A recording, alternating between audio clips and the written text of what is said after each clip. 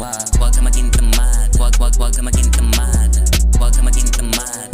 Huwag ka maging tamad. Huwag ka maging tamad. Huwag ka maging tamad. Huwag ka maging tamad. Huwag ka maging tamad. Huwag ka maging tamad. Huwag ka maging tamad. Huwag ka maging tamad. Huwag ka maging tamad. Huwag ka maging tamad. Huwag ka maging tamad. Huwag ka maging tamad. Huwag puro lagi nakayaka. Pagkagising sa umaga, lagi ka na lang nakatunganga. Imbes na gumalaw, inuunang palagi ang bunganga. Puro ka na lang mamaya, kaya hanggang ngayon wala ka pa rin napapala. Dami mo nang nasaya mga oras, ganyan ka na ba hanggang matodas? Samad gumawa kaya laking olat sa higaan mo, ikay nakaposas. Imbes na diligan ng mga rosas, hindi diniligan kaya nakupas. Palagi ka na lang na puro bukas, kaya sa sakit mo wala nang lunas. Hirap ka na makabangon, kaya hindi ka pa din makaahon. Nag-aantay ng tamang panahon, imbes na gawin mo na ngayon. Puro ka na lang hiling at imahinasyon. Ano na, ganyan ka na ba talaga palagi kada taon?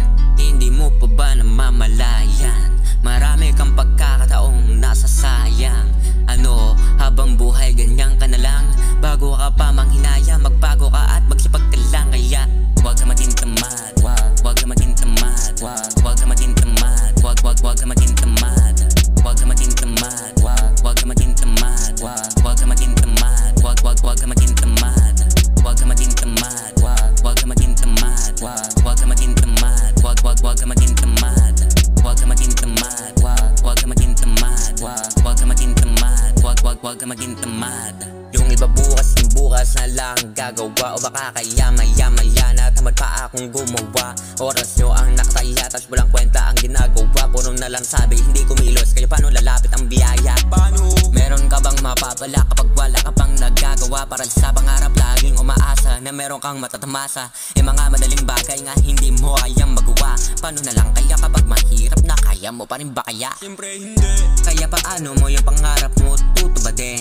Paano mo rin marating ang gusto mong marating? Kung di mo pinapailaw ang utak mo sa may dilim, kaya kumilos din at hindi basta puro lang hiling. Kung magiging tamad ka, paano ka niya mananalo? Palagi ka namang tamad, kaya lagi kang natatalo. Magsipag ka lang para kung malaro yung dating malabo. Kaya ngayon habang maaga pa, ikaw ay magbago at huwag ka maging tamad.